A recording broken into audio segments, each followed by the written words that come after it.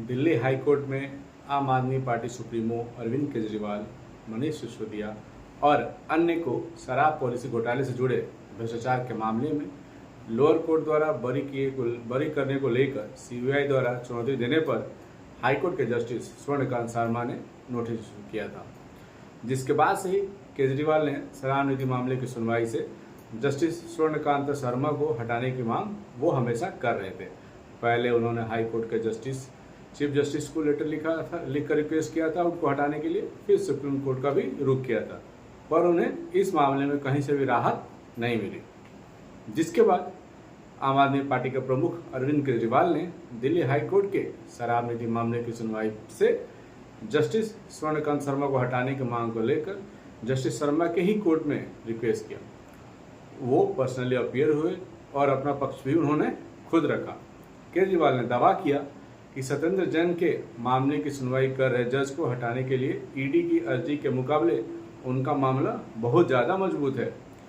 वह विवादित शराब नीति मामले में केजरीवाल और अन्य सभी आरोपियों को बरी करने वाले ट्रायल कोर्ट के आदेश को चुनौती देने वाली सीबीआई के पुनर्विचार याचिका की सुनवाई से जस्टिस शर्मा को हटाने की मांग कर रहे थे। केजरीवाल जस्टिस शर्मा के सामने पेश हुए। उन्होंने खुद ही इस मामले पर पूरी बहस की। बहुत सारे उन्होंने जस्टिस शर्मा पर आरोप लगाए, उन्होंने बहुत सारा बेसिस दिया, जिसके बेसिस पे उन्होंने बोला कि जस्टिस शर्मा को इस केस से हट जाना चाहिए। जस्टिस शर्मा ने सुनवाई पूरी होने के बाद एप्लीकेशन पर आदेश सुरक्षित कर लिया था, जिसके बाद 20 अप्रैल 2026 को हाईकोर्ट ने ऑर्डर पास करते हुए आम आदमी पार्टी के मुखिया अरविंद केजरीवाल और अन्य आरोपियों द्वारा दायर उन अर्जियों को खारिज कर दिया, जिसमें शराब नीति मामले की सुनवाई से जस्टिस स्वर्णकांत शर्मा को हटाने की मांग की गई थी। जस्टिस शर्मा ने कहा कि सिर्फ इसलिए कि उनके बच्चे केंद्र सरकार के पैनल वकील हैं, यह नहीं माना जा सकता कि उनके मन में केजरीवाल के प्रति कोई पूर्वाग्रह है। जज ने आगे कहा कि किसी राजनेता को न्यायिक क्षमता को आंकने की इजाज़त नहीं दी जा सकती। किसी जज की क्षमता का फैसला ऊपरी अदालत करती है, न कि कोई मुकदमेबाज। किसी राजनेता को अपनी सीमा पार करने और न्यायिक क्षमता को आंकने की इजाज़त नहीं दी जा सकती। कोई मुकदमेबाज इसमें सफल नहीं हो सकता और सिर्फ ऊपरी अदालत ही यह तय कर सकती है कि कोई फैसला गलत है या एक तरफा है या जो भी है। जिला अदालत के फैसले को हाई कोर्ट सही ठहरा सकता है और यही बात हाई कोर्ट पर भी लागू होती है, जिसके फैसले को सुप्रीम कोर्ट देखेगा, रिव्यू करेगा। मुकदमेबाज की यह आम बेचैनी कि शायद यह अदालत उसे राहत न दे, जज पर पूर्वाग्रह का आरोप लगाने का आधार नहीं बन सकता।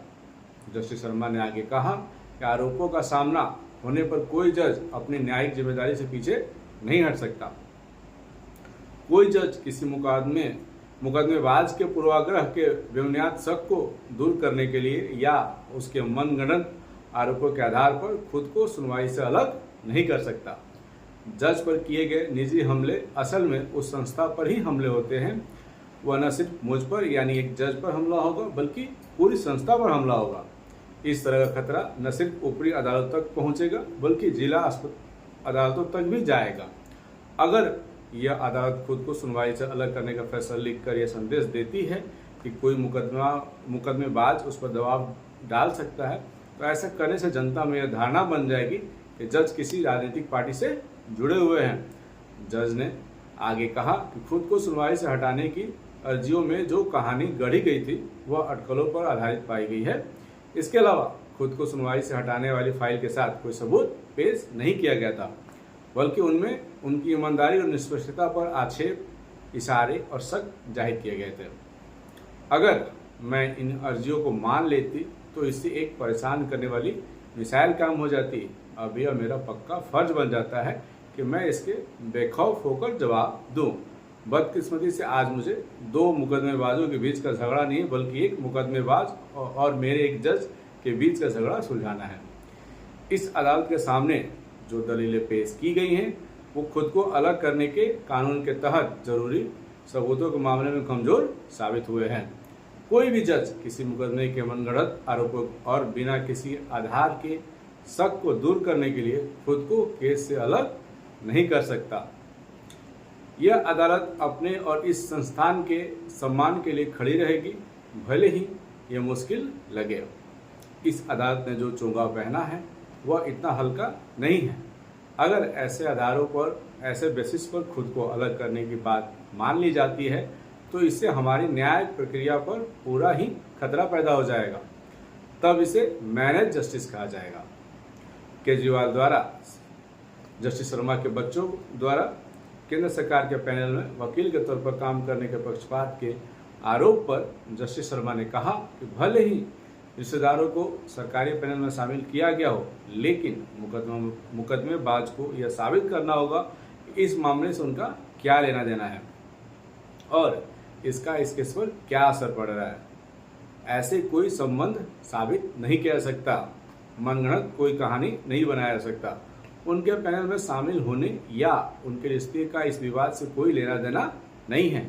खुद को केस से अलग करने वाली फाइल में कोई सबूत नहीं था, बल्कि उसमें सिर्फ मेरी ईमानदारी और निष्पक्षता पर सवाल उठाने वाले आरोप, इशारे और शक ही भरे हुए थे। इस तरह जस्टिस शर्मा ने केजरीवाल के सारे आरोपों को खारिज कर दिया।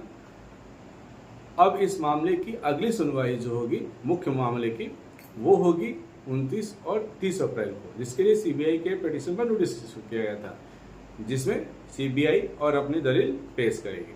इसके बाद अदालत प्रतिवादियों यानी कि रिस्पोंडेंट की भी बात सुनेगी। इस केस से जुड़े खबर के लिए बने रहिए मेरे साथ। मेरे वीडियो को लाइक करिए, शेयर करिए, चैनल को फॉलो एंड सब्सक्राइब करिए। धन्यवाद।